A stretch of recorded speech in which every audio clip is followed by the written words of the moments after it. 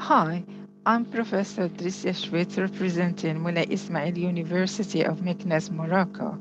I'm glad to participate in this Global Media and Information Literacy Week. My paper is titled State-Sponsored Disinformation and the Manipulative Power of Language.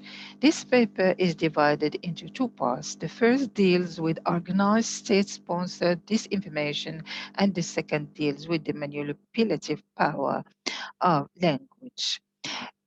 Let us first talk briefly about individuals' disinformation.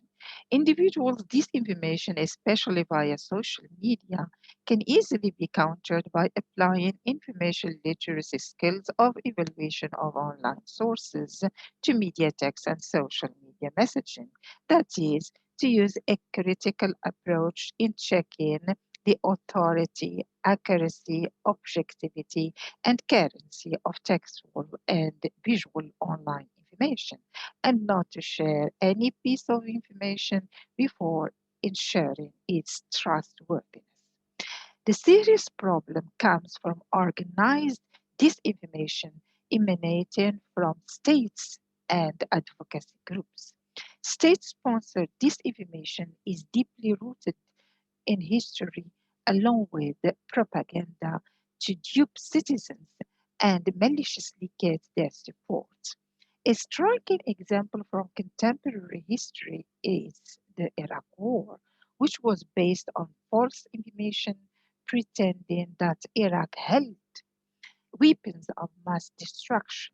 The state apparatus of this information was so powerful that even the American media did not verify the veracity of information before circulating it worldwide and around the clock. Now I move to the manipulative power of language. A subtle type of organized disinformation is the careful use of language to influence people's perceptions, attitudes, and actions. The Iraq War was called Operation Iraq Freedom by the Bush administration. The word freedom is resonating to construct the belief that the war was meant to help Iraqi people regain freedom from dictatorship and build democracy. This war was also referred to as a clean war, a war using smart bombs and conducting surgical operations in order to construct a favorable public opinion and to win the battle first in the minds of citizens before winning it in the battlefield.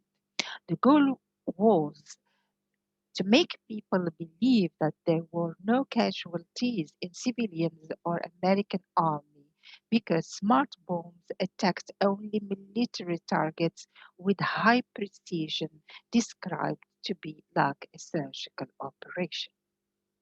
How can a war be clean? How can a bomb be smart? How can a military operation with heavy military weaponry be like a medical surgical operation? Yet, large audiences believed all these stories because they addressed their emotional effects. Nowadays, this information comes more frequently from those in power than from isolated individuals.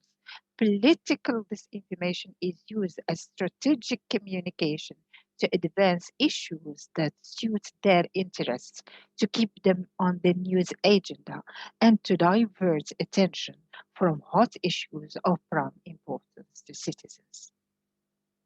It is this organized disinformation which constitutes a threat to democracy, to development, to cultural diversity, to constructive dialogue, and to the well being of citizens and the well being of humanity.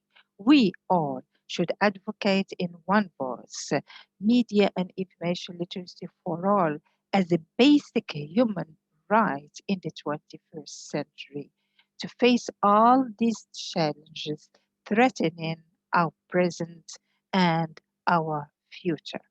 Thank you for your attention.